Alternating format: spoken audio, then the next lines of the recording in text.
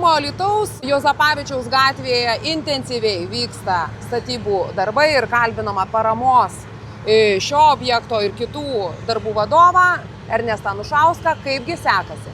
Kaip matot, gatvėje darbai vyksta intensyviai, technika yra suvežta visa, kokios tik reikia šiuo metu. Dirba 4 atskiros brigados, lietaus nuotekų tinklų brigada, žemės sankryžos įrengimo brigada, kelio dangos nuėmimo brigada.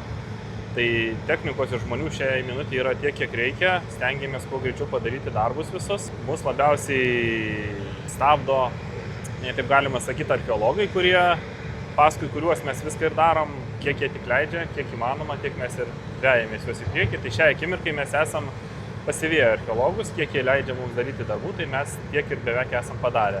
Šiandien žada mums atlaisvinti sekantį frontą, tai bandysim nuo pirmadienio atlikti kito etapo darbus. Na ir dabar matom archeologai triūsia, tai tiesiog jie tokie kaip pirmieji, o jūs einate iš paskos jiems.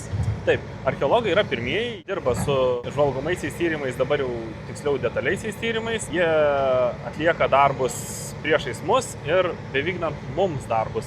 Mes ką iškasam, jie dar patikrina paskui mus, ar dar kažko netyčia neatkasėm, nes faktas, kad jie atkasa tik tai tam tikrą ruožą gatvės, jie ką ten randa, tą randa, o mes dar kasdami su sunkiaja technika galbūt galim rasti dar kažko kitokių vertingų radinių. Tai realiai jie kiekvieną minutę, kiekvieną metrą tikrina mūsų darbų.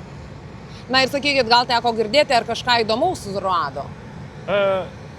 Yra rasta, kaip jie archeologai vadina, labai vertingų radinių nerado, nors jie kaip visi radiniai yra vertingi, bet tokių, kad ten ar tai kaulų, ar tai kažkokių labai brangių daiktų, tai nėra rasta. Yra įvairių monetų rasta, įvairaus amžiaus, randa įvairių puodinių detalių.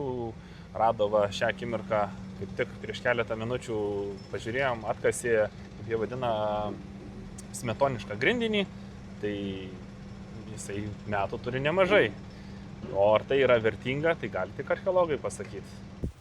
Įprasti radiniai, sakykim, taip kaip miestuose būna, senuosiuose vietos, ta prasme senamiesčiuose. Tai monetos tos pačios, buitinė keramika, kaulai, stalo atliekos, kaulai turiu omeny, tai gyvulių. Gyvulių atliekos. Jo. Ta prasme, nuo stalo, kaip sakant, į patvarį pila ir visais laikais tai buvo. Nežinau, ką čia dar jums parodyti. Gerai, paparodykit nuo delniuko ten. Butelys o kas čia? Tai butelys. Labai senovinis. 20 amžiaus pradžia turėtų būti. O, tai čia gal kokios aludės? Reikės žiūrėti, čia pavadinimas tai yra. O pinigėliai tai čia... Čia dabar ką ištrauko, tai sagos beveik. Sagos. Čia yra lietuviški centai 25 metų. Ar gyventojai čia neteina, jūsų užrankovės netampo, kada mielieji jau pabaigsit? Visko yra ir gyventojai ateina ir pakalbina, ir pasiskundžia, ir pabėdavoja, visi nori ir greičiau visko, ir nori, kad greičiau tas triukšmas gatvė galbūt pasibaigtų, gal nori greičiau, kad teismą paleistų tie, kurie vairuoja automobilį.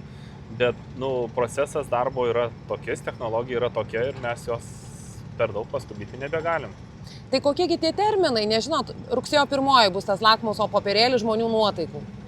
Taip, rugsėjo 1 šitam objekte per daug įtakos neturi, bet kartu ir turi, vien tik dėl to, kad mes darome sankryžą, kuri kertasi Jiezno gatvė ir Juozapavičiaus gatvė. Tai ta sankryža, kiek mes žinom ir mūsų kolegos turi atnaujinti automobilių eismą nuo rugsėjo 1, tai mes irgi stengiamės toj sankryžoje atlikti darbus, kuriuos galim atlikti, kad būtų kuo mažesnis nepatogumas paskui gyventojams. O mūsų šios gatvės terminai yra iš tikrųjų pilnas objekto pabaigimas, tai yra kitų metų žiema, jei taip galima sakyti.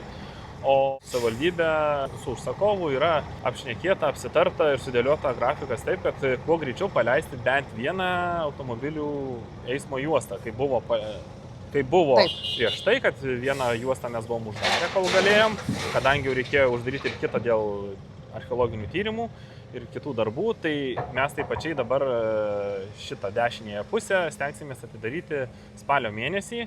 kad gyventojai galėtų naudotis bent viena eismo juosta, kad nesusidarytų spūstys. Nežinau, mes dar neapsitarėm, ar išvažiuoti iš miesto, ar įvažiuoti. Pagal tai tikriausiai koks bus automobilių poreikis, rautas, ar įvažiuoti, ar išvažiuoti. Tai matysim, bet spalio mėnesį mes planuojam bent vieną juostą paleisti, kad automobiliai galėtų važiuoti.